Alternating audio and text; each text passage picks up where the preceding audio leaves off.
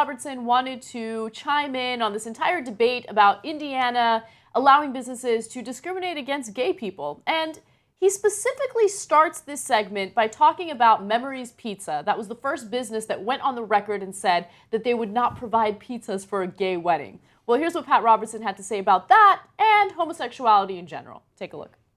Pizzas, I think, you might as well keep your mouth shut. I'm not sure I would serve pizzas for a gay wedding. Well, most gays, if they're having a wedding, don't want pizzas. They want cake. It's the cake makers that are having the problem. But let me tell you, it doesn't matter what custom you've got. It doesn't matter what holy thing that you worship and adore. The gays are going to get it. They're going to make you conform to them. You're going to say you like anal sex, you like oral sex, you like bestiality, you like anything you can think of to whatever it is, and sooner or later you're going to have to conform your religious beliefs to the group of some aberrant thing. It won't stop at homosexuality. We've got what's called polyamory. Well, what about that? Well, what about polygamy, where you've got multiple wives? How can we say that one is constitutional, the other's not?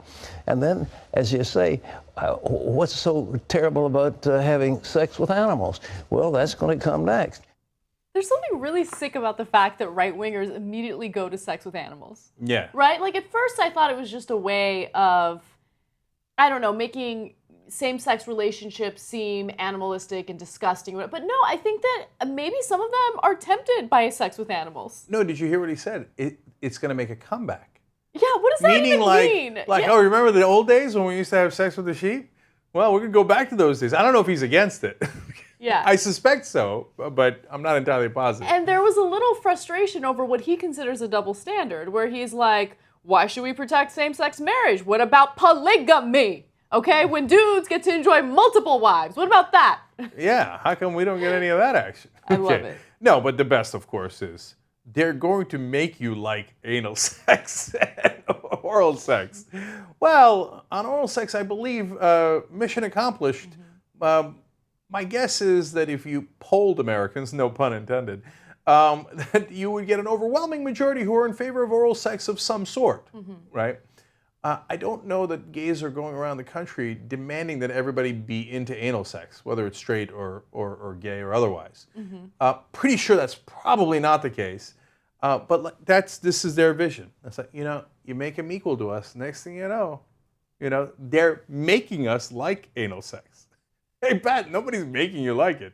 I don't know, whether you want to like it or not is your business.